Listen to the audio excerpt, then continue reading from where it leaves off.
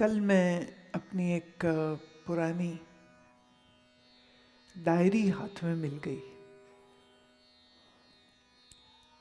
मतलब यूं समझिए कि 86 की लिखी हुई एक कविता, 1986 की लिखी हुई एक कविता जो है वो हाथ में लगी, और वो थी भी 9 वर्ष पर। जैसे मौसम आते हैं ना, कभी बारिश का, कभी पतझड़ का, कभी फूलों का, कभी हेमंत, कभी शरद ऋतु। तो ऐसे एक समय पर हमारे मन पर मौसम कविता का आ गया था। तो उस ज़माने में बहुत कविताएं जो है वो लिखी, हिंदी, पंजाबी में, उर्दू में, अंग्रेज़ी में। बस जैसी हवा चलती थी वैसी भाषा में फिर लिख देते थे। तो फुर्सत है ना, अभी 20 ने बड़ी फुर्सत दी मुझे भी आपकी तरह। कहीं कार्यक्रम नहीं, कहीं जाना नहीं, क्या करेंगे वेले बैठ करके।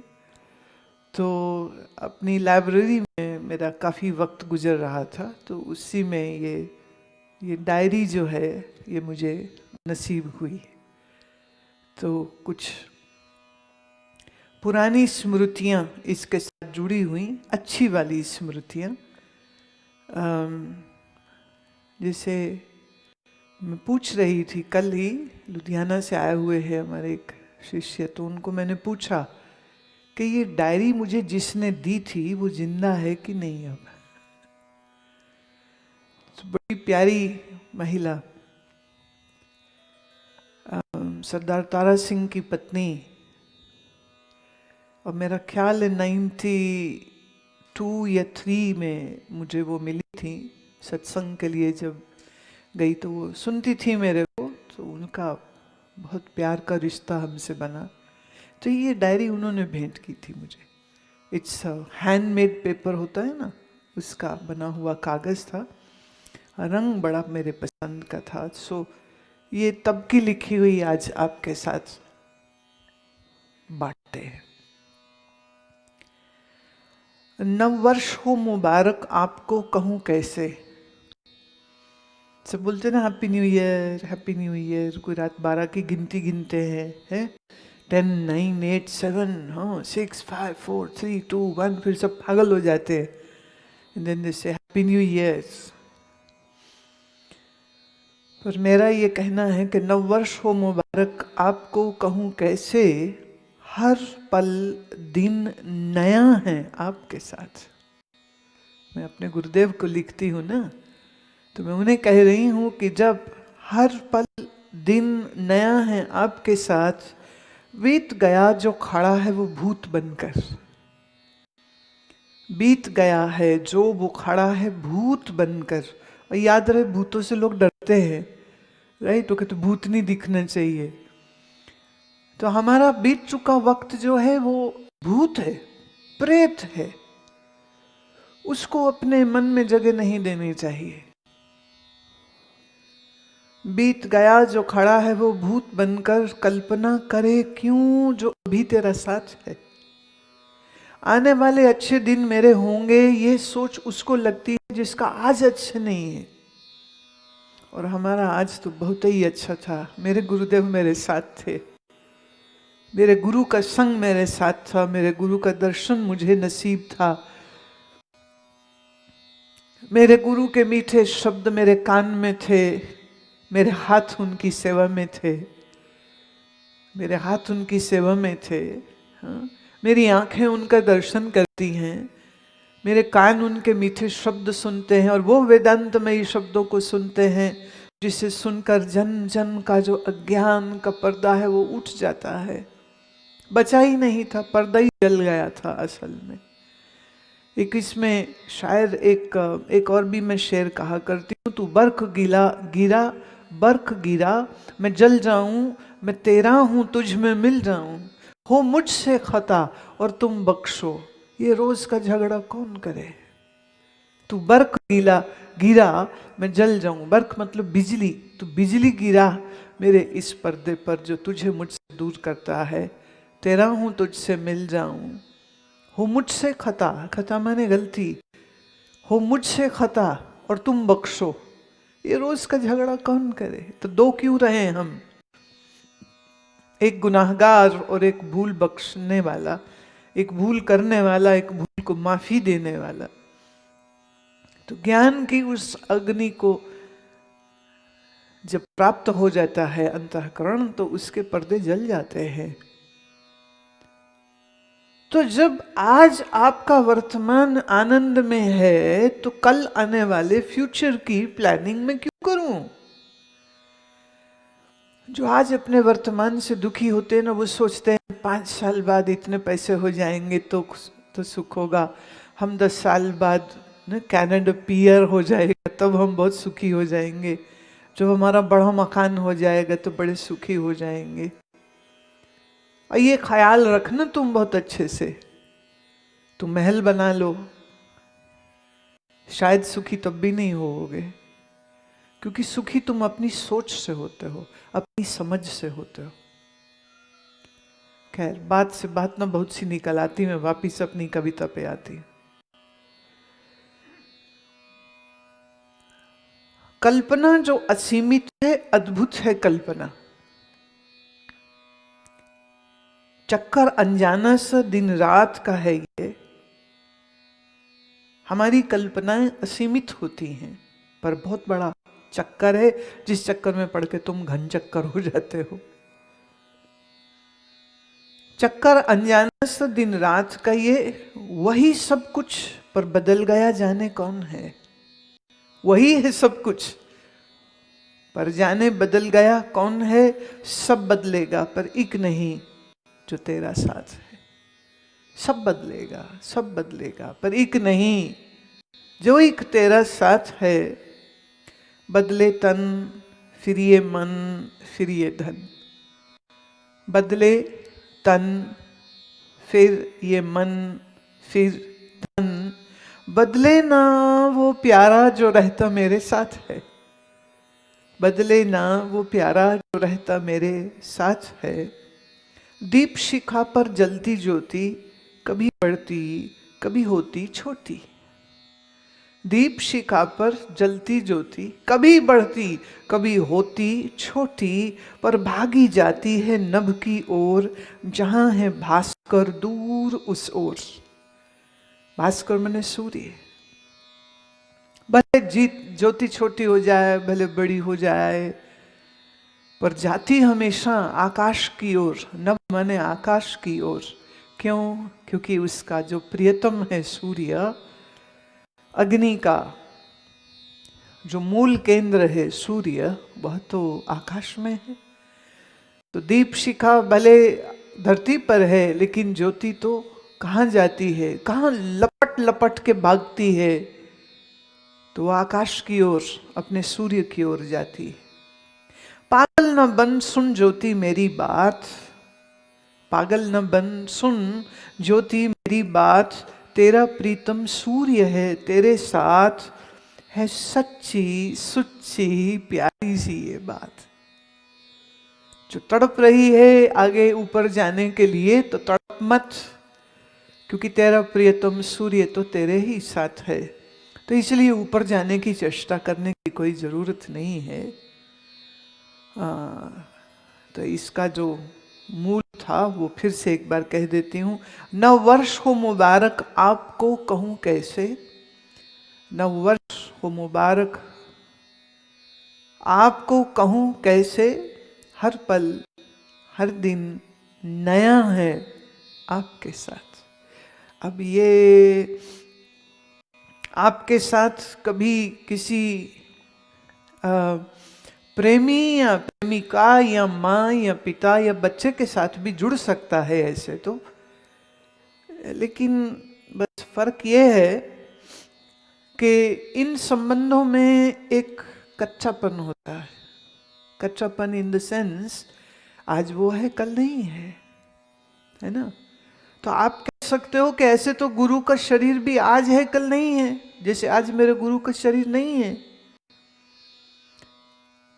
बट यू नो व्हाट, गुरु का शरीर भले नहीं है, पर गुरु मुझी में जिंदा है, मेरे भीतर जिंदा है, क्योंकि उनका ज्ञान मेरे भीतर जिंदा है।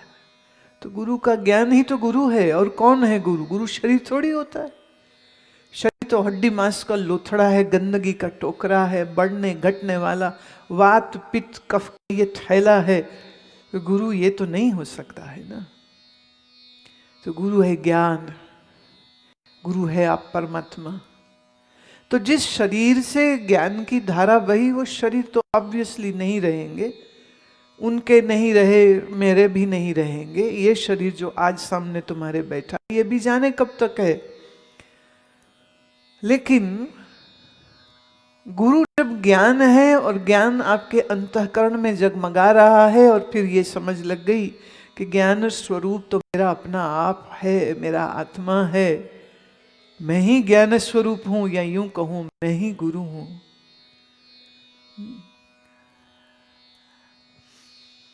गुरु पार ब्रह्म पेद नहीं कोई, गुरु पार ब्रह्म पेद नहीं कोई। और श्री गुरु गोविंद सिंह महाराज ने तो बहुत स्पष्ट रूप से कहा, प्रभ में मोह में तास में रंजक नाही पेव। प्रभु में, मुझ में और अपने आप में जो कोई फर्क नहीं दिखता है, वही मेरा असल खालसा है, वही मेरा शिष्य है। जो अपने आप में, मुझ में और परमात्मा में कोई भेद नहीं देखता है, क्योंकि जल तरंग अरफेन बुदबुदा जलते भिन्न न होई, सब गोविंद है, सब गोविंद है, गोविंद बिन नहीं कोई। सो ज्ञान की प्राप्ति हो जाने के बाद अपना आप निजानंद नित्य मुक्त शुद्ध अनादि व्यापक सत्य स्वरूप आधार अधिष्ठान रूप से जिसने अपने आप को जान लिया, तो वहां पर गुरु नहीं व शिष्य, ना फिर वहां गुरु बचता है, ना फिर वहां पर चेला बचता है। दो रहते ही कोई नहीं है। तो जब दो नहीं रहते हैं तो फिर कौन किससे बड़ा, कौन किससे छोटा, कौन किसका साथ मांगे, कौन किसके बगैर नहीं रह सकता, ये डायलॉग चलता ही नहीं है। पति पत्नी के रिश्ते में स्नेह हो सकता है, बहुत मोहब्बत भी हो सकती है, लेकिन पति पत्नी एक नहीं हो सकते। माफ करना, अगर उनके शरीर एक साथ एक होने की चेष्टा करते भी हैं, तो भी वो एक कहाँ हो सकते हैं। जैसे आप जल में चीनी मिला दो, पानी में नमक मिला दो, वहां घुल गए, एक हो गए। लेकिन कोई दो शरीर, पति पत्नी का हो, माँ बच्चे का हो, दो दोस्तों का हो, और बहुत इंटीमेट चले जाएं तो वो दो ही रिश्ते होते हैं, एक माँ और बच्चे का और एक पति और पत्नी का। तो इस रिश्ते में भी दो शरीर नजदीक तो आ सकते हैं। माँ बच्चे को अपने सीने पे लटा सकती है, माँ अपने बच्चे को स्तनपान करा सकती है, माँ अपने बच्चे का मुख चूम सकती है, लेकिन माँ और बच्चा एक नहीं हो सकते। उनके शरीर अलग ही रहेंगे, भिन्न ही रहेंगे, दो ही रहेंगे। लेकिन एक गुरु और शिष्य का रिश्ता ऐसे है जहां श्रोत्रिय ब्रह्मनिष्ठ गुरु हो, शिष्य जिज्ञासु हो, तो शिष्य को ज्ञान बोध करा करके गुरु यह समझा देता है कि जो मेरा अपना आप सच्चिदानंद व्यापक है, वो ही तेरा भी अपना आप सच्चिदानंद व्यापक है। तुझ में और मुझ में कोई फर्क ही नहीं है। अब ख्याल करना, यहां शरीरों की बात नहीं हो रही है। शरीर में तो फर्क रहेगा, जब मेरा शरीर अलग तेरा शरीर अलग। मन का भी फर्क रहेगा, मेरा मन अलग आपका मन अलग, बुद्धि भी अलग होगी, आपकी समझ कुछ और हमारी समझ कुछ और। 2 दिन पहले, परसों आषाढ़ी वार में एक पंक्ति जो आती है, श्लोक आते हैं श्री गुरु नानक देव महाराज के, कूड़ राजा कूड़ प्रजा कूड़ सब संसार, कूड़ मंडप कूड़ माड़ी कूड़ बैसनहार। इसके मैं अर्थ दे रही थी, तो उसमें एक बड़ी प्यारी पंक्ति आती है जो हमेशा से मेरे या यूं कहो मोटो ऑफ माई लाइफ, यूं कहो प्रिंसिपल ऑफ माई लाइफ, यूं कहो foundation of my life, approach of my life, the idea of my life is based on this one line of Sri Guru Nanak Dev Maharaj, and that is, किस नाल कीचे दोस्ती सब जग चलन हार। किससे दोस्ती करूं, किससे दोस्ती करूं? यहां तो सब मिटने वाला, चलनहार मतलब मरने वाला है सब। तो जब मरने वाला है तो मैं किससे दोस्ती करूं? तो ये मैं कह रही थी, स्कूल में मेरे कोई दोस्त नहीं थे, क्योंकि छठी के बाद तो दिमाग खराब हो गया था ना। रिसेस में, छुट्टी में, क्लास कोई फ्री है, टीचर नहीं है, बच्चे खेल रहे होते थे और मैं किसी वृक्ष के तले बैठ के ध्यान कर रही होती थी। तो छठी के बाद नो फ्रेंड्स। कॉलेज में 2-3 साल लगाए हमने, बैचलर जब किया है, तो no friends, no friends at all. क्योंकि दोस्ती किससे करूं? हमारी सोच नहीं मिलती, हमारी बुद्धि नहीं मिलती, हमारे विचार नहीं मिलते, तो क्या दोस्ती करूं? तो कोई दोस्त नहीं। किस नाल कीचे दोस्ती सब जग चलनहार। दुश्मन कोई नहीं है, मैं कभी नहीं रहा कोई, किसी को दुश्मन माना ही नहीं कभी। फिर दुश्मनों के साथ आप बैठते भी नहीं हैं, बात तो ये है। तो आप उनसे बैठते नहीं हैं, दोस्त कोई है ही नहीं, कितना समय बच गया। No time to waste, no time to spoil. ये जो पंक्ति है ना, किस नाल कीचे दोस्ती, किससे दोस्ती करूं मैं? कोई दोस्त नहीं। ऐसे सब दोस्त हैं, ऐसे सब दोस्त हैं, लेकिन फिर भी दोस्त कोई नहीं है। हमेशा हम लोग अपनी अपनी वासनाओं से प्रेरित हुए संसार में भटकते रहते हैं। संबंधों को बना के रखने के लिए बड़े प्रयास करते हैं, लेकिन एंड ऑफ द डे कुछ न कुछ हम ये कह सकते हैं मन की खटास हो जाती है। क्योंकि सबके मन अलग अलग है। तो मन हम बहुत कोशिश करके किसी के साथ जोड़ सकते हैं, कुछ देर जुड़ता है, फिर छूट जाता है, फिर जुड़ता है, फिर छूट जाता है। तो संसार में क्या है, ये कोशिश करते रहना पड़ता है बार बार बार बार। अच्छा क्या होता है, वो जैसे शादी हो ना, तो सब आए, एक फूफा जी आए। पंजाबी में बहुत प्यारा वर्ड है, मुझे बोलने में बड़ा आनंद आता है। मतलब मालूम, फूफा का पंजाबी वर्जन मतलब क्या है मालूम? क्या शब्द यूज करते हैं? ये मराठी तेरे को तो पता नहीं होगा, सुन। पंजाबी में उसे कहते हैं फुफ्फड़। तो कोई फुफ्फड़ ऐसा होगा जो गुस्सा हो जाएगा। उनका काम ही होता गुस्सा होना। हमें पूछा नहीं, हमें ठीक से बैठाया नहीं, हमें किसी ने सत श्री अकाल नहीं बुलाई, हमारी कोई इज्जत नहीं। एक जमाई और एक फुफ्फड़, ये हमेशा गुस्सा हो जाते। मैंने भी तो कई शादियां देखी जिसमें कोई ना कोई नाराज है और सब लोग मनाने की कोशिश कर रहे हैं, सब मनाने की कोशिश कर रहे हैं, मान ही नहीं रहे। फिर उनको मनाना बड़ा वैसे आसान भी होता है। माँ की दाल पराठा है और हलवा, ये रखो साथ, ये, और उसको बोलो तुम्हारे लिए ही बनाया खास, हमें पता था आपको पसंद है, तो बना तो सबके लिए है, पर बोलना उसको ऐसे ही पड़ता है। वो बेचारा फुफ्फड़ मान जाएगा, भोला प्राणी खुश हो जाता है। अच्छा मेरे वास्ते, ले तू तो मेरा पुत्र है। वो फिर ऐसे नोट की गड्डियां निकाल करके वार रहा होगा, हवा में फेंक रहा होगा, खाना पकाने वालों को पैसा दे रहा होगा। जरा सी बात में खुश हो जाते, जरा सी बात पे गुस्सा हो जाते। सबको दिए कंबल, हमें शॉल दी, गुस्सा। वो कहते नहीं जी आपका कंबल बढ़िया वाला है, वो अंदर रखा है, बाकी जल जाएंगे, इसलिए। था कोई नहीं।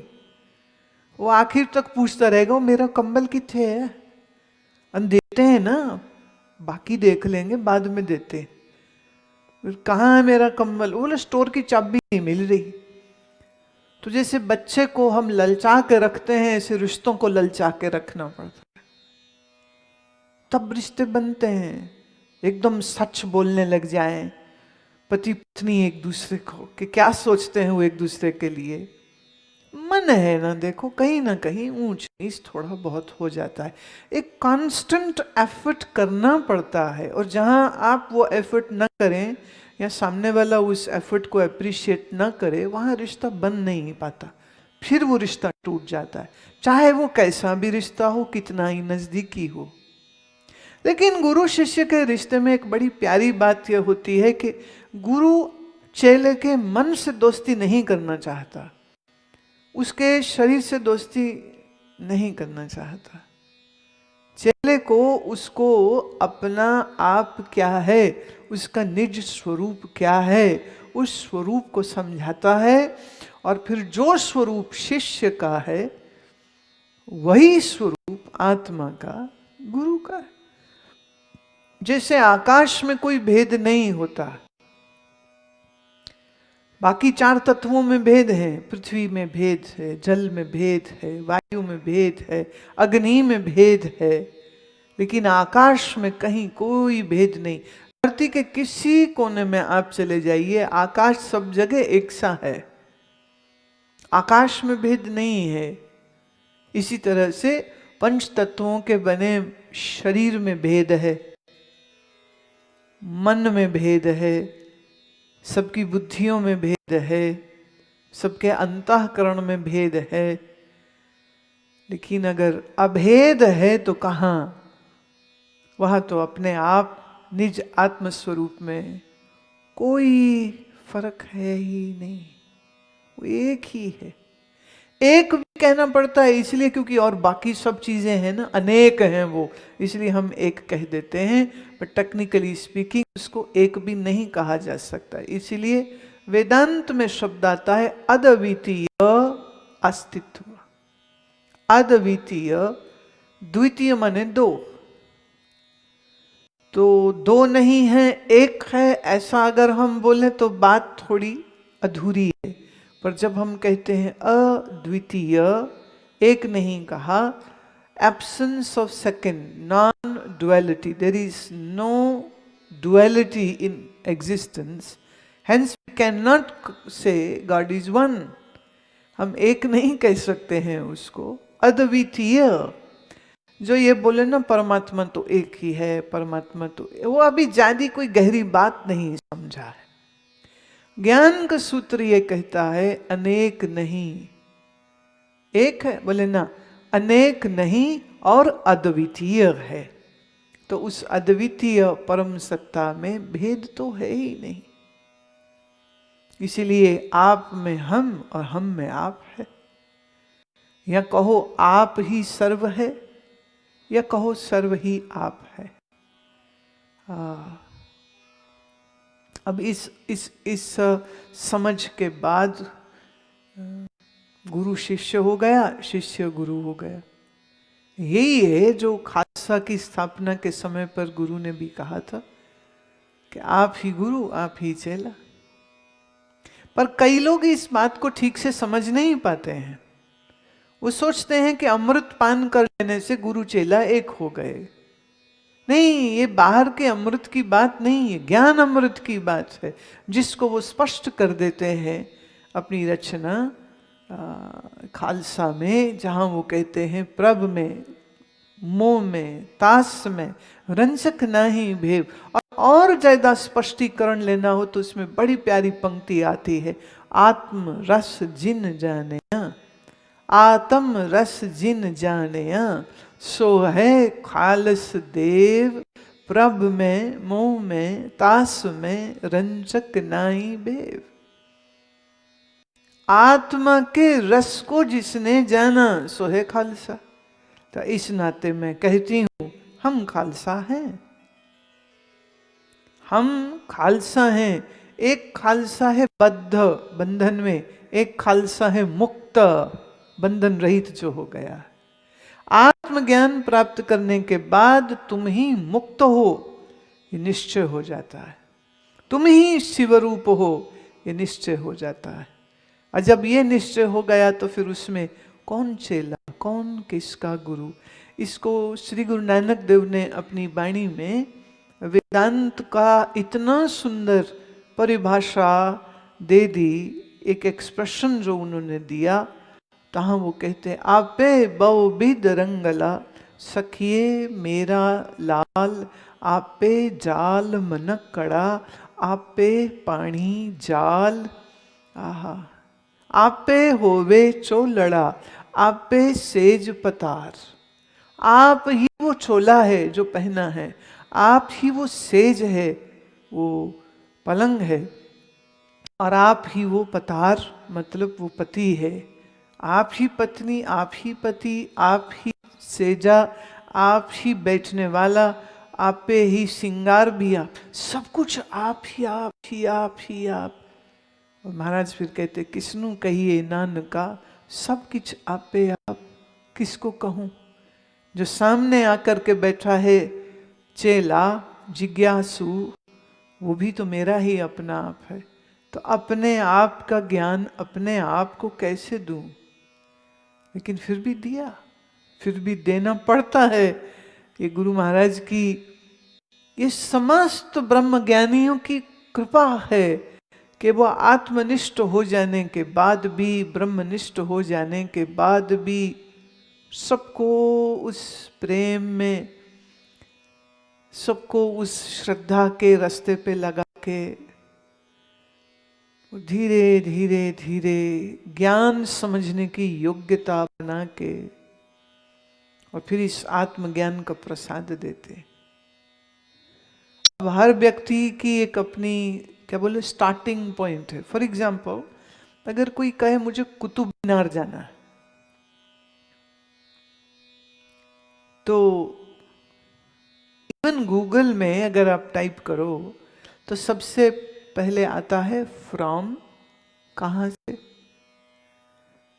तो हमें लिखना पड़ेगा, चूज करना पड़ेगा प्रेजेंट जो लोकेशन है यहां से।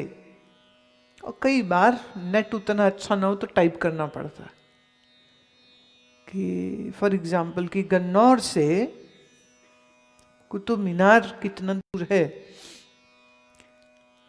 या हमें लिखना पड़ेगा कि फ्रॉम द प्रेजेंट लोकेशन हमें बंगला साहब गुरुद्वारा जाना है, या हमें कनॉट प्लेस जाना है। देन फ्रॉम एंड टू, कहाँ से कहाँ तक। ऐसे ही जब कोई कहता है मुझे परमात्मा के बारे में जानना है, तो सबसे पहले प्रश्न होगा तुम कहाँ हो, what is your location. Now how to know what is your location. यूं समझो आपका मन जहां है आपकी लोकेशन वही है।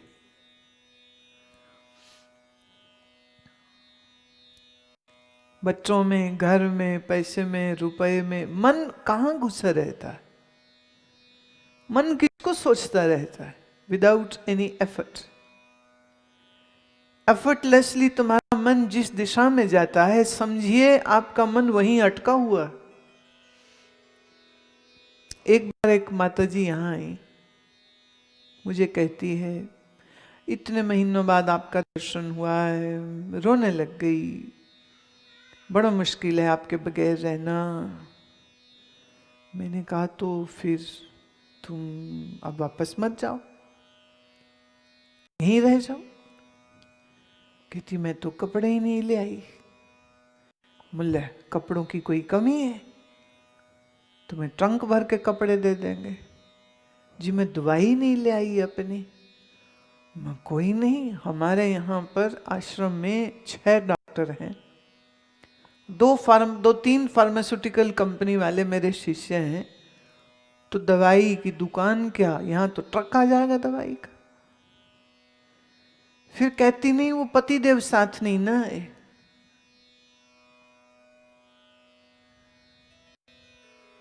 मैं तू एक काम कर, टिंड फुड़ी चक ते कर जा। पर आगे से ये डायलॉग मत बोलना कि मैं आपके बगैर रह नहीं सकती। बस इतना ही किया करो कि जब आओ प्यार से मिलो, कुछ समय बिताओ और चुपचाप घर जाओ। ये डायलॉग बाजी काहे करते हो मेरे साथ, हम आपके बगैर रह नहीं सकते, और रोना खामखा में अपना हार्मोनल इम्बैलेंस क्यों करते हो? So don't do this drama with me, just go and come when you feel like coming. जब कभी फुर्सत लग जाए तब आ जाना, पर ये डायलॉग मत बोला करो, बड़े झूठा लगता है वो इंसान, ऐसा नहीं करना चाहिए। फिर तो वो बिल्कुल चुप हो गई, मौन हो गई, नहीं मेरे से गलती हो गई। मैंने गलती की बात नहीं है, हम समझा दिया एक बात तो समझ लो। अब मन कहाँ अटका? अब उनकी खुद की उम्र आई थिंक सो 76 साल की तो होगी, पर 76 में भी रहना पति देव के ही साथ है, रहना भी चाहिए।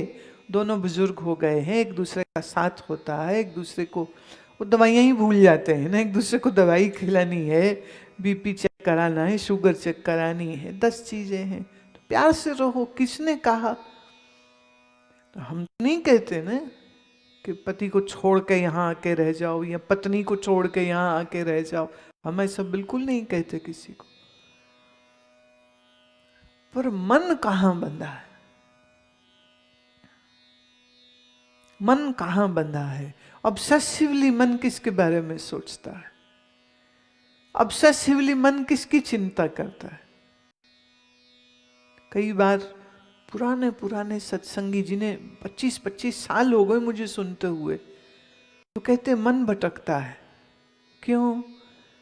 कह रहे वो मन घर की चिंता करता है, बच्चों की चिंता करता है, बिजनेस की चिंता करता है, आज सब ठीक है कल नहीं रहा तो। अरे भाई,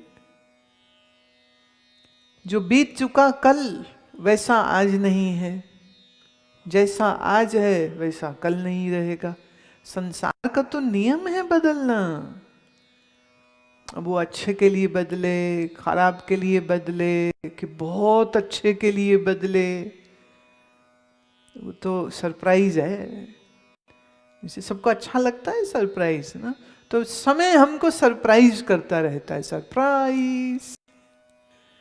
पर कोई सरप्राइज बड़े बुरे भी लगते हैं कि ये क्या हुआ, कोई सरप्राइज बड़े अच्छे भी लगते हैं कि ये तो बड़ा अच्छा हो गया। But life is like a new curve every time, and just be open and accept everything whatever comes in, good or bad. Don't be judgmental, just take it in, just accept it, embrace it, don't fight with it. जब हम अपने मन में कोई जिद बना लेते हैं ना, वो जिद कुछ भी हो सकती है। अब आप इतने लोग बैठे हो, किसके मन में क्या जिद है मुझे नहीं मालूम, पर आप देखो आपके मन में क्या जिद है। ये होना ही चाहिए, ये होना ही चाहिए, ये होना ही चाहिए, कुछ जिद। अब वो आपकी सोची हुई जिद आपको दुख देती, तो आप समझदार बनो ना, जिद क्यों करनी? कई कहते हैं ऐसे कैसे, और मैं कहती हूं हाँ ऐसे ही ऐसे। ऐसे कैसे मत करो, ऐसे कैसे मत कहो, ऐसे ही करना है, ऐसे ही ऐसे करना है, जिद छोड़ देनी है। सी, जो आपका काम है, keep doing your work sincerely, diligently, consciously, attentively, awarefully, do your work. But not every time the results will be in your favor.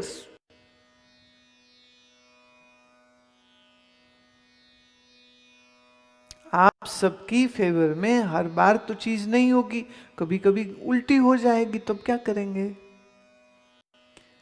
तब ये कह लेना चाहिए कि ऐसे ही ऐसे होना था, सो ऐसे ही ऐसे हो गया। राइट? जैसे एक बच्चे से ग्लास टूट गया तो माँ ने डांट के कहा कैसे तोड़ा तूने? उसने दूसरा उठाया, हाथ से गिरा दिया, बोले ऐसे। मम्मी ने तीसरी बार नहीं पूछा कैसे टूटा, क्योंकि अब 2 तो टूट चुके हैं, अब तीसरी बार तो बिल्कुल नहीं पूछना चाहिए।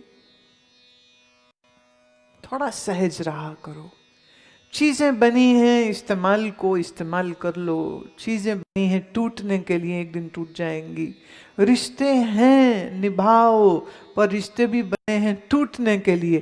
टूट जाए तो कोई दिक्कत नहीं, टूट न जाए ये सोच मत लगाओ आप। उस दिन एक महिला बैठी हुई थी मेरे पास, तो उनकी बेटी का ब्याह हुआ है। तो मैंने पूछा, बेटी कैसी है अपने नए घर में? वो कह रही हाल ले तो ठीक ही है। मैं what do you mean by that, कि अभी तक तो ठीक ही है। बड़ी लंबी आह भर के उनने बोला, अभी तक तो ठीक ही है, हाले ठीक ही है, अगो देखो। मैं क्या मतलब, वो तो वेटी कर रही है कि सास चुड़ैल बनी जाएगी, ससुर भूत बनी जाएगा, कि नंदे जो देवर हैं वो बाद में झगड़े ही करेंगे, अभी तो सब ठीक है। और ये शादी को भी 3 साल हो चुके हैं, पर माँ है लड़की की अभी भी संशय लेके बैठी करी, हाँ लेते ठीक ही है जी। मैं ऐसे नहीं कहते, कहो सब अच्छा है। अच्छा नहीं अच्छा है तो ऐसा बोलते रहने से क्या अच्छी बात होगी? तो प्रयास करना पड़ता है, कोशिश करनी पड़ती। तो जो रिश्ते हाथ में हैं उनमें थोड़ा प्रयास करना चाहिए, कोई हानि नहीं है, लेकिन संशय भी नहीं रखना चाहिए। सोचो ना, पत्नी हर सुबह उठ करके पूछे पति से, मुझे छोड़ तो नहीं दोगे, मुझे छोड़ तो नहीं दोगे, किसी औरत से चक्कर तो नहीं चला लोगे। सोचो अगर पत्नी रोज ये डायलॉग बोले तो पति क्या करेगा? वो एक दिन सड़केगा, हूं तो चक्कर चला के ही दसूं। तो काहे ऐसी बात बोलना मुख से? संशय नहीं रखिए। एक सज्जन कह रहे थे, बोले बड़ी फिक्र है। मैं क्यों? कह रहे देखो कोरोना का टाइम में बिजनेस कुछ नहीं हुआ। मैं जानती हूं उनको, अरबपति हैं। मैं वैसे 1 साल तुम्हारा बिजनेस नहीं चला, क्या फर्क पड़ेगा? 20,000 करोड़ की तुम्हारी टर्नओवर, तो इस साल 20 नहीं हुई, 20 में 19-20 हो गई। 20 था ना, तो अभी 19-20 हो गई, चलो 15-20 हो गई, चलो 10-20 हो गई, तो इसमें रोने वाली क्या बात है? नहीं कह रहे नहीं, आप कह तो ठीक ही रहे हो, ऐसे तो बड़ी कृपा है, पर इस साल बड़ा बुरा निकला। मैं क्यों? घर में चीनी खत्म हो गई तेरे, एलपीजी गैस नहीं मिल रहा तुझे, किस बात का रोना है तुझे? इतना रुपया है, इतना रुपया है, मन इतनी ठंड में बैठ के सेक ले चाहे तू। नहीं समझे? दिमाग ऐसे है ना लोगों के। वो तो आश्रम में भी आते हैं ना, जैसे सप्तऋषि हॉल में बैठेंगे, वो बैठे, कितने पैसे लग गए थे, ये पंखा कितने का आया, ये दरवाजा इतना बड़ा कितने का बन गया, ये फ्रेंच डोर्स हैं, बड़े पैसे लग गए, कितने पैसे लग गए। देखो फिर हम तो ऐसे ही हैं। मैं कहा क्यों, तू देने देख, आप चेक बुक लाया साथ में, क्रेडिट कार्ड है, क्यों पूछ रहा है? Why are you asking? खुश हो, प्रसन्न हो। वो आश्रम सब लोगों का है, सब लोगों ने प्रेम से, क्या बोले ना, बूंद बूंद जोड़ के सागर बन जाता है। तो सबके प्यार और प्रेम के सहयोग से हमारे शिष्यों ने अपनी अकल के सहयोग को देख करके एक चीज अच्छी खड़ी कर दी। आनंद उठाइए, प्रसन्न होइए। मैं जैसे कल कह रही थी कि बाहर धूप बड़ी अच्छी थी कल, तो मैंने कहा बाहर बैठेंगे, और बोले जी बाहर ना बहुत अनप्रिडिक्टेबल है, बारिश, कुछ कोहरा, कुछ हो गया, यू नेवर नो। तो सेटअप बाहर बनाए और फिर गड़बड़ हो गई। तो सप्तऋषि हॉल अच्छा है। मैं हाँ, बात तो तुम ठीक कह रहे हो, इसमें मेहनत भी कुछ नहीं, मेहनत जितनी होनी थी अब हो चुकी, अब तो बैठना है, अंदर बैठेंगे आनंद से। और देखिए आज सुबह से ऐसा कोहरा और ऐसे बारिश चल रही है, मैंने है नहीं बारिश पर खड़े हो जाओ तो भीग जाओगे तुम, बट धूप होती तो मैं आपके साथ धूप का आनंद लेती। राइट। अब बाहर कोरा है तो अब आपके साथ हॉल में बैठ के आनंद ले रहे, तो ऐसे भी ठीक है और ऐसे भी ठीक है। तो सब ठीक ही होता है, गलत कुछ नहीं होता है। कभी कुछ रुपया कम होगा, कभी कुछ ज्यादा हो जाएगा, कभी सुविधाएं कम होंगी, कभी सुविधाएं ज्यादा मिल जाएंगी, कभी शरीर है थोड़ा बहुत ऊपर नीचे, स्वास्थ्य हो जाता है। उसको इशू मत बनाया करो, उसको स्वीकार कर लेना चाहिए। जो काम करो उसको मेहनत से करो। अब मैं ये नहीं कह रही कि टैक्स की चोरी मेहनत से करो और चोरी डाके मेहनत से मारो, नहीं, हम ये नहीं कह रहे हैं। ईमानदारी का काम, शराफत का काम जो है सो आपको करना चाहिए, बहुत अच्छे से करिए। And learn to enjoy your work, then you will not wait for the fruits of that work. Your work in itself will become a very satisfying act. तो प्रसन्नता पूर्वक, आनंद पूर्वक जीवन के छोटे छोटे उदाहरण देती हूँ। ये लोग कल विचार कर रहे थे कि सब सत्संगियों के लिए क्या भोजन देना है। आश्रम में हम काफ़ी समय से 2 ही समय का भोजन होता है। एक सुबह खाते हैं सब लोग 9:30 बजे, और उसके बाद दूसरा मील जो है वो शाम को होता है 5 बजे। तो मैंने कहा लोग आ रहे हैं तो क्या चाहते हो? बोले आसान जो रहे और अच्छा भी लगे। तो मैंने कहा आप क्या? तो बोले सफ़ेद चने में। हाँ ठीक है बना। अब देखो हम सत्संग में ये भी बात सुना रहे तुमको। तो मैं इनको कह रही थी, मैंने कहा देखो ऐसे नहीं बनाना, ऐसे बनाना। बोले कैसे बनाना? सुबह हम खुद गए अन्नपूर्णा में, अपने सामने उसको ये करो ये करो ये करो सब करवा के, तो आज आप खाना और फिर बताना।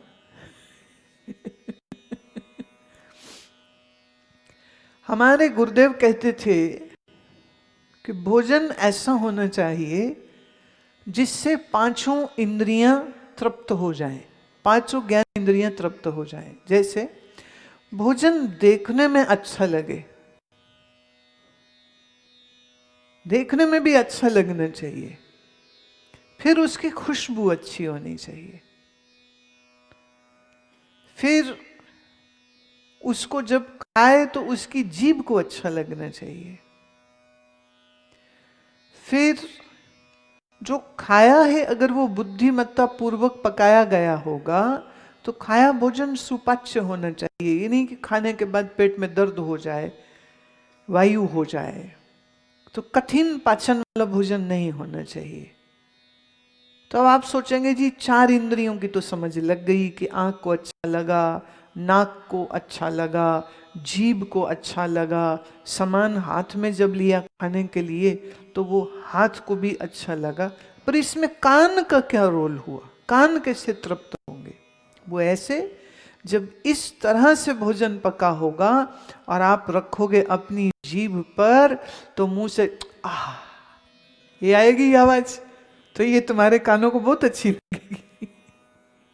और जिसने पकाया है जब वो सुनेगा कि खाने वाले कह रहे वाह वाह क्या बना भोजन है, तो उसके कानों को भी अच्छा लगेगा। तो पकाने वाले और खाने वाले दोनों के कानों को तृप्त कर सकता है भोजन।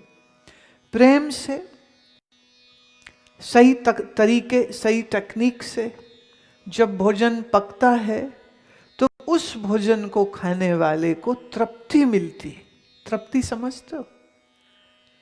शादी में, बैंक्वेट में 500 चीजें पड़ी हैं, लोग 500 चीजें खाते हैं पर तृप्ति नहीं होती। बाद में उल्टे पेट दुख गया, तकलीफ हो गई, दिस एंड दैट। एक चीज बनाओ पर वो इतने तरीके और सरीके से जिसे हम कहेंगे रस उसमें होना चाहिए। और जब वो प्रेम का, प्रार्थना का रस उस भोजन में होता है तो जो भी उसको खाएगा उसके लिए वो भोजन नहीं प्रसाद हो जाता है। ऐसे कड़ा प्रसाद भी बना है पर प्रसाद हो जाता है। जो भी हो फिर खाने को वो स्वाद हो जाता है। स्वाद भी हो, प्रसाद भी हो। प्रसाद आनंद को भी कहते, प्रायवाची शब्द आनंद का प्रसाद भी है।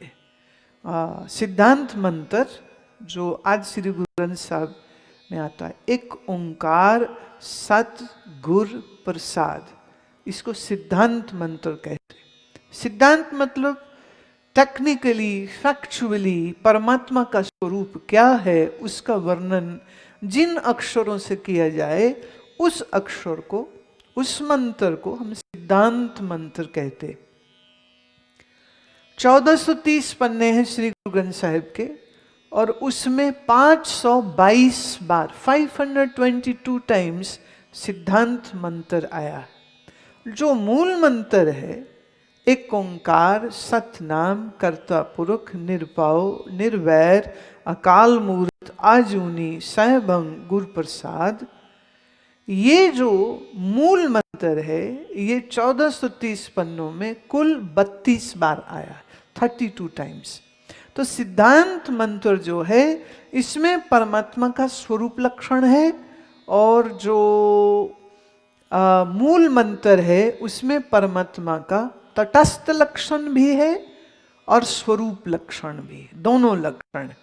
अब ये दो लक्षण क्या होते हैं, इसके फर्क को समझने के लिए विचार चंद्रोदय पढ़िए तो आपको समझ लग जाएगी कि तटस्थ लक्षण क्या होता है और स्वरूप लक्षण क्या होता है। एक ओंकार सतगुर प्रसाद। अब यहां प्रसाद कड़ा प्रसाद नहीं है, यहां पर प्रसाद का अर्थ है आनंद। ओंकार माने व्यापक, सत माने सत, गुर मतलब चेतन, प्रसाद मतलब आनंद स्वरूप। हिंदी में अगर मैं कर दूं तो ये हो जाएगा सत चित आनंद व्यापक, व्यापक। सो ये प्रसाद स्वरूप है परमात्मा, और आपका अपना आप आत्मा भी प्रसाद रूप है। ज्ञान हमें प्रसाद रूप आत्मा का बोध कराता है, तो मन को आनंद हो जाता है, मन खुश हो जाता है, मन की भटकन दूर हो जाती है। पर जब बाहर से प्रसाद खाता है, शरीर को खाने को देते हैं, तो शरीर भी प्रसन्न हो जाता है। इसलिए मंदिर जाओ, गुरुद्वारा साहब जाओ, यहाँ आश्रम में आओ, जो खाने को मिले उसे हम प्रसाद ही कहते। प्रसाद हिंदी में, पंजाबी में प्रसाद, तो वो प्रसाद है। जिसको खा के मन को आनंद हो वो प्रसाद। अब सवाल ये उठता है कि आप जब घर में खाना बनाते हैं कि प्रसाद बनाते हैं? मोस्ट ऑफ द टाइम तो खाना ही बन रहा होता है, क्योंकि बनाने में मौत पड़ रही होती है। इतनी ठंड है, हम ही बैठे रसोई में, हम ही को काम करना पड़ेगा। तो चिट चिक के, कुड़ के, लड़ के, सड़ के जो पकाए, तो वो प्रसाद कैसे हो सकता?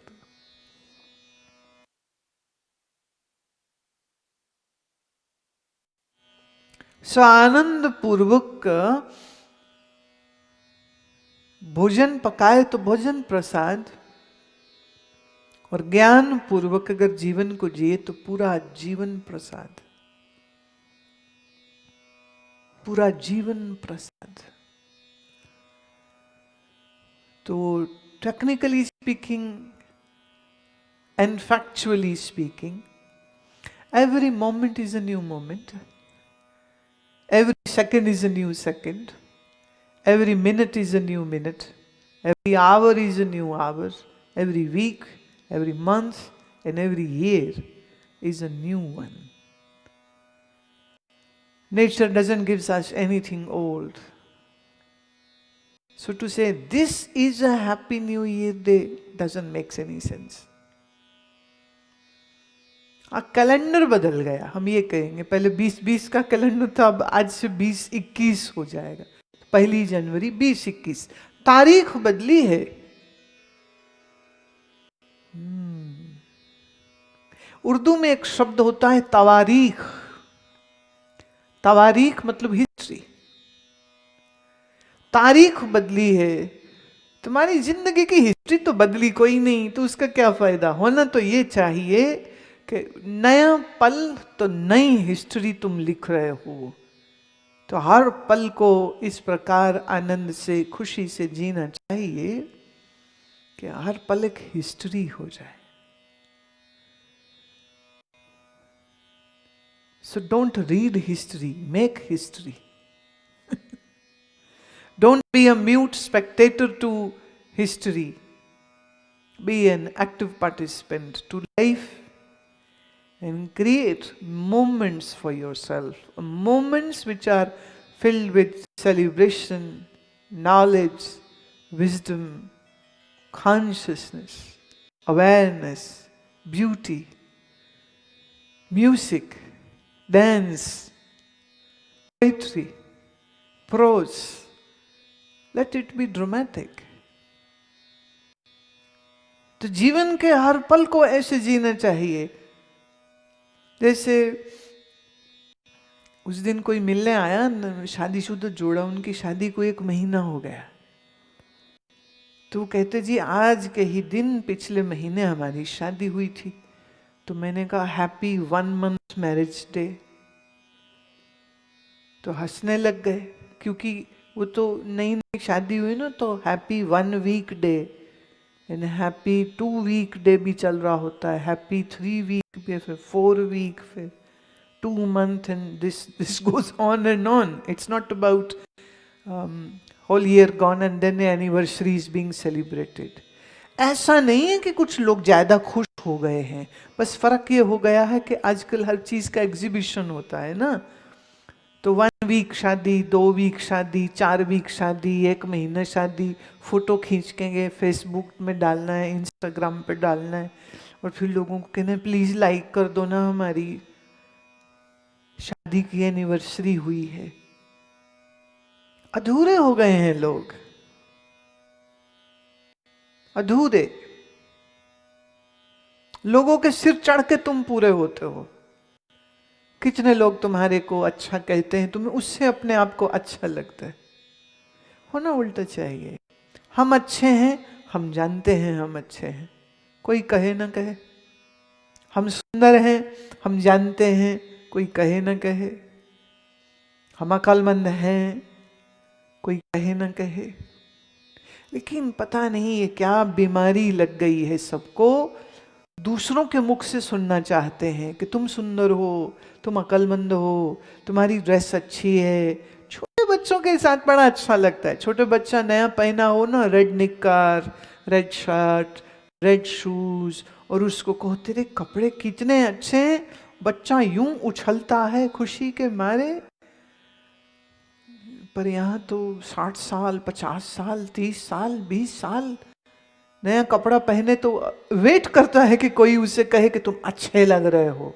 और अगर किसी ने कह दिया ही क्या पहना है तुमने, अकल नहीं है तुमको, the whole day is spoiled, हालत खराब हो जाती। जापान में एक बौद्ध गुरु हुए, उनका नाम था बोकुजू। बोकुजू रोज सुबह जब उठते थे तो कहते थे गुड मॉर्निंग बोकुजू। एक बार उनके एक चेले ने देखा, 1 दिन 2 दिन कई बार देखा, तो रहा नहीं गया, तो उसने पूछा मास्टर आप अपने आप को ही गुड मॉर्निंग क्यों बोलते हैं? लोग दूसरों को बोलते, आप अपने आप को क्यों बोलते हैं? बोकुजू ने कहा क्योंकि जीवन मेरा है, दिन नया मेरा है, तो खुशी भी तो मुझी को है ना, इसलिए अपने आप को बधाई देता हूं। गुड मॉर्निंग बोकुजू। और ऐसा भी नहीं कि धीरे बोलते हो, very ecstatic and very loud, पर वो अपने आप को कहते थे।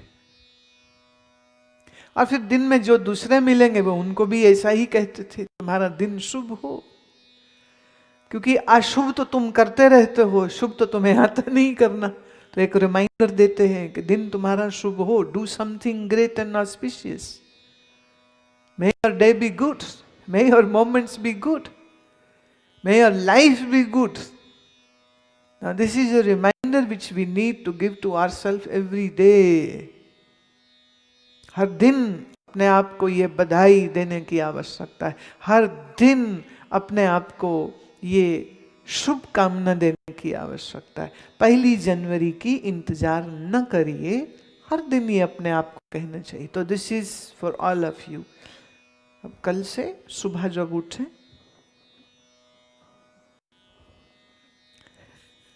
अपने आप से कहिए, और जब तुम तैयार हो जाओ नहा धो करके, क्योंकि सुबह तो सारे भूत चुड़ैले बने होते, बाल बाल बिखरे पड़े है ना, कीचड़ आंख में लगे पड़े, it's not very nice to look at. तो नहा धो लो, कपड़े पहन लो, तो शीशे में अपने आप को, इस शरीर को देखा करो, और इस शरीर को देख करके उस समय कहा करो, यू आर लुकिंग नाइस, अच्छा लग रहा हो। ये जो भूख है ना आपके अंदर दूसरों से तारीफ सुनने की, अपने आप ही कर लिया करो। Why wait, why wait. और ये सच भी है, ये आपका शरीर खुद ईश्वर ने अपने हाथ से रचा है। तो उस सुंदरतम परमात्मा की ये सुंदरतम रचना है, तो सुंदर तो ये है ही, तो कहने में क्या तकलीफ है। हर दिन, हर पल अपनी इज्जत किया करो, अपने आप को सम्मान दिया करो, और फिर यही आदत दूसरों के लिए लग जाएगी, तो फिर दूसरों को भी सम्मान देना आ जाएगा। ये जो बुराई करते रहते हो ना सारा समय, इसकी उसकी इसकी उसकी, जुबान गंदी होती है, मन गंदा होता है, मत करो, मत करो। और कोई दूसरा बुराई करे तो उसको भी मत सुनो। ऐसे ही ना, कोई कूड़ा लाके तुम्हारे ऊपर फेंके तो तुम उसको फेंकने दोगे क्या? ऐसे ही अगर कोई किसी की बुराई करे, कानों में अंगुली दे लो और उसको कहो प्लीज शट अप। प्लीज जरूर कह देना, डोंट से जस्ट शट। कृपया मुख बंद रखिए, ऐसी गंदी बात मत बोलिए, नहीं कहनी चाहिए। सो आपके मुख से अपने लिए भी अच्छे शब्द, सम्मानजनक शब्द, दूसरों के लिए भी अच्छे शब्द, सम्मानजनक शब्द। देखिए दुनिया गोल है, गोल है मतलब जो हम दूसरों को देंगे वही घूम के वापिस आपके पास आएगा। तो आपको क्या अच्छा लगता है, बस वही चीज दूसरों को दीजिएगा। तो अच्छाई दूसरों को देना कोई आसान नहीं है। ये तुम घूम के तुम्हारे ही पास वापिस आनी है ना, इसलिए अच्छा दीजिए ताकि आप तक अच्छा वापिस लौटे। शुभता दूसरों को दीजिए ताकि शुभता आप तक वापिस लौटे। शुभकामनाएं दूसरों को दीजिए ताकि शुभकामनाएं आप तक वापिस आए। Don't think evil and bad about anybody. Those who consider you as bad or enemy, even for them do not think bad. उनकी अकल वो जाने, आपकी अपनी अकल सही होनी चाहिए, ये ज्यादा उत्तम है।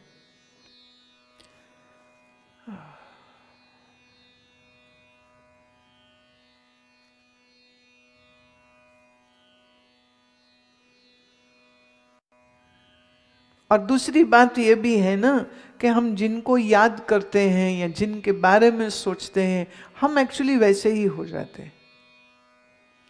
एक शेर मैंने बहुत अच्छा लगता है ये शेर, कि अगर मरते हुए तेरा नाम न मेरे लब पर आएगा, अगर मरते दम तेरा नाम न मेरे लब पर आएगा, तो मैं मरने से बाज आया, मरना मेरे किस काम आएगा। मैं मरूं तो भी प्रभु तुम्हारी स्मृति मेरे चित्त में रहे। मेरा शरीर भी जाए, आखिरी श्वास भी निकले, तो भी मैं तुम्ही को याद कर रहा हूं, नहीं तो मरना भी बेकार हो जाएगा। हमारा मरना भी तो सार्थक होना चाहिए, सुंदर होना चाहिए। और सच्ची बात तो यह है कि और दूसरी कोई चाह के मिलेगा भी क्या। हम क्या करें जो तेरी आरज़ू न करें, हम क्या करें जो तेरी आरज़ू न करें, दुनिया में क्या और भी है कुछ तेरे सिवा, तू ही है इसलिए तेरी आरज़ू करते हैं। तो मन में सुमिरन चलता रहे, मन में याद चलती, जो नाम आपको प्रिय है, जो भी परमात्मा का नाम आपको प्रिय लगे, वह नाम की एक सूरत जो है वो चलती रहे, चलती रहे भीतर। मन ना खाली नहीं रह सकता, मन को कुछ तो सोचना है, तो फिर जब सोचना ही है तो फिर बेहतर है कि हम सुंदर सोचें, मंत्र सोचें, परमात्मा का स्मरण रहे चित्त में, हाथ अच्छे अच्छे काम करते रहें, हाँ, आँखें हमारी अच्छा अच्छा देखें, गमलों में फूल उगा लो, अगर बगीचे नहीं है तो गमलों में फूल लगाओ, फल लगाओ, खुद भी खाओ, दूसरों को खिलाओ। सुंदरता हम लाएंगे तो जीवन में आएगी, और हमारे जीवन में सुंदरता बनी रहे, इसका सतत सतत सतत प्रयास हमको करते रहना चाहिए। अभी भी कोविड का काल है, अब कोविड स्ट्रेन नंबर 2 आ गया है, बधाइयाँ। तो अभी वो कह रहे हैं कि जी अब अगला 1 महीना और चौकस रहिए, वैसे तो उम्मीद है वैक्सीन हो जानी चाहिए जनवरी 3 या 4 हफ्ते तक आते आते, but until the vaccine comes please stay alive, don't die. तो बेवकूफ़ी मत करिएगा। शादियां होती है ना, तो सब लोग आजकल शादियों में पहुंचे हैं खाने या लिफाफे देने के लिए, फिर वो ये भूल जाते हैं कि भीड़ में खतरा है, पर कईयों को नहीं समझ लगती है, तो कोई बात नहीं, फिर कष्ट हो जाएगा, फिर शायद समझ ही जाएंगे। हमारे कई लोग जिन्हें कोरोना हुआ, उनकी तकलीफ क्या हुई वो हमने सुनी है, पढ़ी है, मालूम है, बहुत कष्ट होता है। तो कष्ट से बचना अच्छा, स्टे सेफ, कीप डिस्टेंस, दूर रहो। जो हम सबको बोलते हैं ना, मन को संसार से दूर रखो, कोरोना ने तो बंदों को भी दूर कर दिया, दूर रहे, दूर दूर रहे।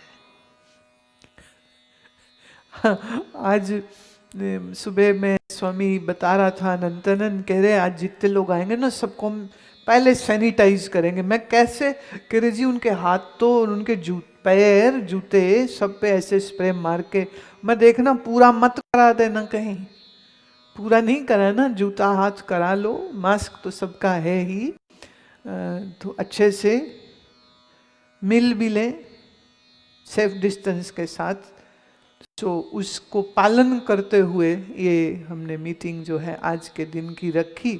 आज के लिए आपकी ये जो एक मुलाकात रखी थी, तो वो तो पूरी होती। अगर किसी को कुछ पूछना है तो अभी आप पूछो,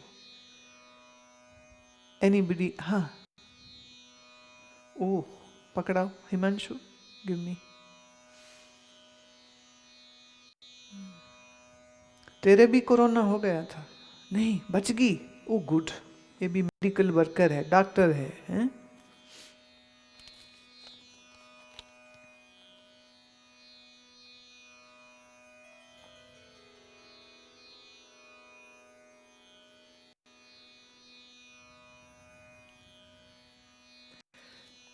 चूंकि आप डॉक्टर रुचिता ऐसे प्रोफेशन में हैं इस समय, और इरेगुलरिटी आपके स्केड्यूल में आ चुकी है, because any time you can be called, so उसकी वजह से आप अपने मन को परेशान मत होने दीजिए कि मैं रोज इतने बजे जप करती थी अब मैं नहीं कर सकती हूँ, मैं रोज इतने बजे प्राणायाम करती थी अब मैं नहीं, इस तरह मत सोचो।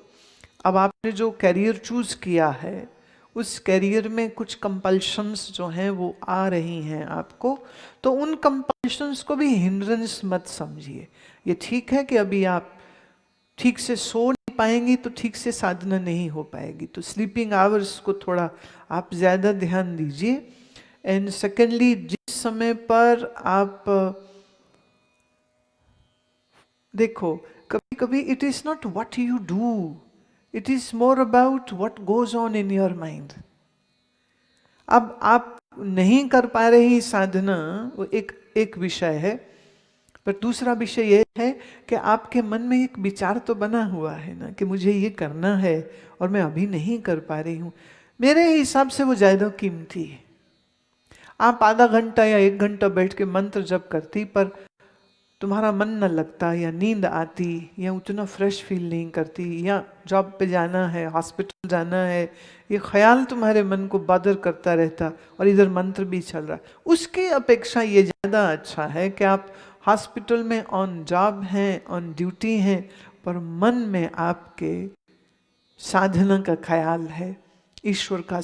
कुछ न कर सको तो एक चीज जो तुम्हें मैं आज बताती हूँ, this is a tip which you can follow at any time and actually all the times, and that is just observe your breathing. अब आपने काम हाथों से करना है, मन से सोचना है, आंख से पेशेंट को देखना है, परंतु आपकी श्वास तो 24/7 चल रही है, इनवॉलंटरी एक्ट है।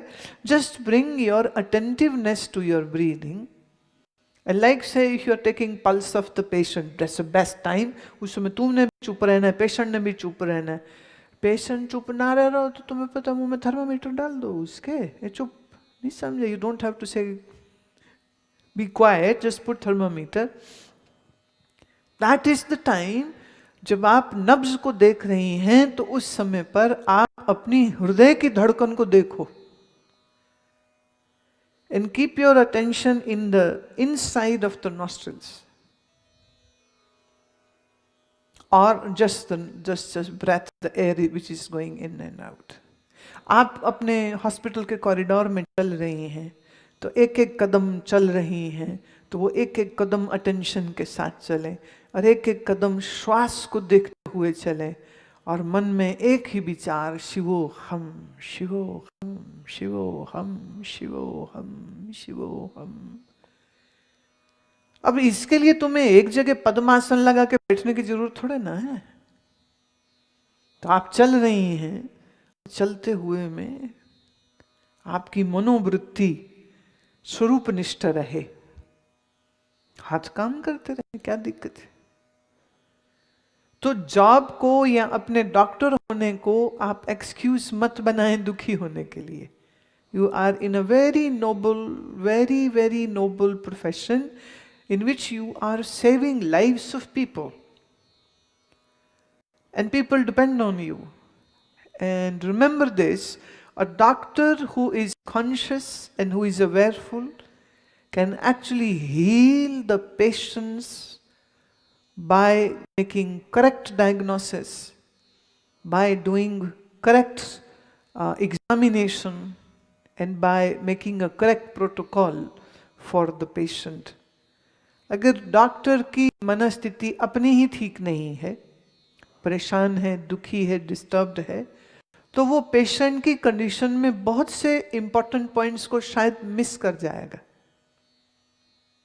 जाएगा। सो एक्चुअली जब आप इस होश के साथ अपने काम को करेंगी, न केवल आपका मन तृप्त होगा, बल्कि आपका क्वालिटी ऑफ वर्क बहुत अच्छा हो जाएगा। क्योंकि जब आपकी एकाग्रता अच्छी होती है, then all your 5 senses get very sharp, and this means you are able to see correct, hear correct, smell correct. For example, if you are, I'm just giving a hypothetical situation that you go to a patient's bed to routine checkup, right? And you have seen the pulse, you have seen the BP, you have read the chart, but somehow you missed looking at the urine bag of the person, which was of dark yellow.